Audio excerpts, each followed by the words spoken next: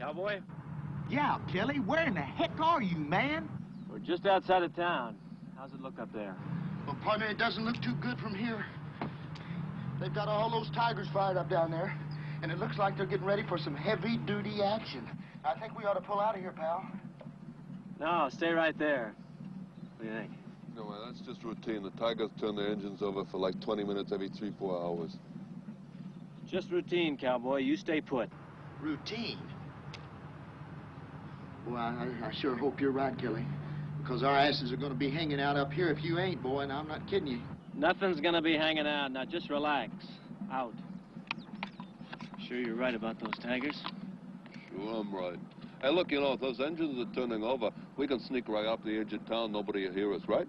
Okay, so for anyone who's ever wanted one of those walkie-talkies, the US World War II handset, if you look here on the website, What Price Glory, it's a US website, they're actually selling some reproduction ones. And basically there's a few options here. I'll put a link in more info to take you to this site. Now there's an option there with a fully functioning one for $135. Has a built-in 14-channel family radio system and FRS. Now it says range 1 to 2 kilometers. Not wonderful. Radio controls are accessed by removing the top cover. Screwdriver required.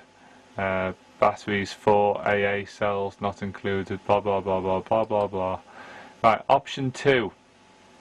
An empty shell. This model has the external features of the functional radio, but it's empty inside. Perfect for display or your own conversion project. Now, if you click on this, hopefully it'll take you to a bigger image of the unit. There you are. US BC-611s or SCR536 handy talkie radio.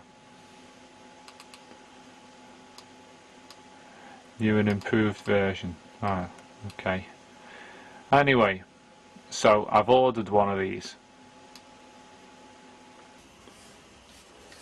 Okay, now I've got the radio. You can see it's quite well made. Signal core, US Army radio receiver and transmitter, BC-611-C. Electrical Research Laboratories Incorporated. Evanston, Illinois. Yeah. So if we look the unit over, these the hearing piece, the speaker, opens up, quite nicely made. They're actually aluminium, the covers, and they're screwed on quite nicely. They're not jam jar lids or anything like that.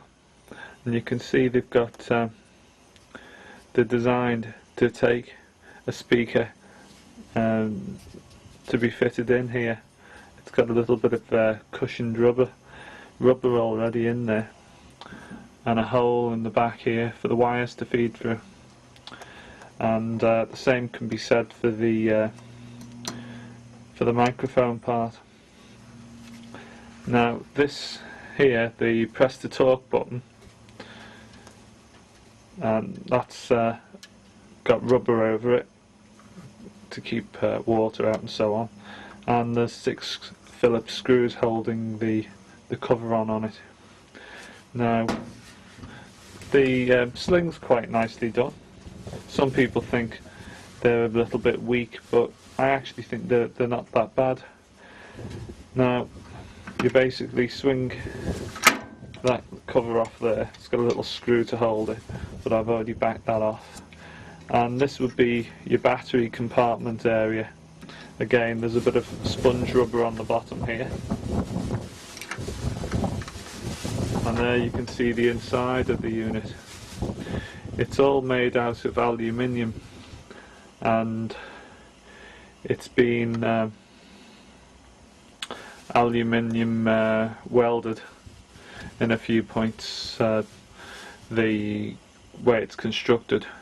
So if I was to fit a radio unit inside this, really I wouldn't want to remove any of this support work in there.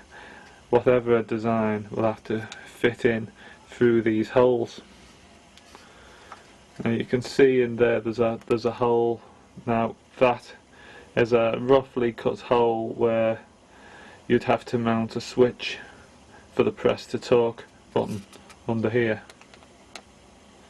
So you have to mount a micro switch of some form under that.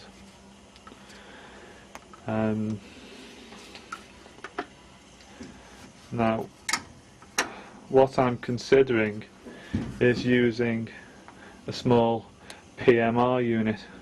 In fact, one of these, I bought a pair of these some years ago at a car boot sale. They're not particularly great ones, but what they do have is, rather than having push buttons to change the volume, they actually have a proper dial on them. They're just an 8-channel set. There's no combination channels, you know, to take it up to like 300. It's just a standard 8-channel set, quite cheap, and it works off 3 1.5 volt batteries. So if we take the unit apart, it gives us this. So we've got a small antenna, which is just flexible wire. Now what I'm considering is, if I work out how long that flexible wire antenna is, it could be that I could substitute that with a straight telescopic antenna. In fact, this unit, if I unscrew this cover here, has a telescopic antenna already in it, and it's not very long. That's the total length of it. Now it could be that could be an almost direct replacement for that. So what I intend to do, rather than trying to calculate the length of this with mathematics and so on, and measuring the diameter and how many curls there are, that would work. What I think I'll do is I'll just get a piece of maybe welding wire, and I'll wrap it round a former so it's the same sort of length, or copper wire. It doesn't have to be welding wire. Copper wire would probably work better, and make a duplicate of that to the same length, and then just straighten the wire out and see exactly how long it is. It could be that it's the same length as this. If it's slightly shorter, what you could do potentially is solder part of the aerial so that it doesn't extend the full distance. So when you actually collapse it back in again, it would still go inside that cover, but part of it would always be soldered. So basically you will always have the right length of aerial to work for the transceiver unit. You see, if you have the wrong length aerial and you match it up to one of these units, you can, if you get it wrong, you can burn out transistors because the load on the circuits is wrong. Anyway,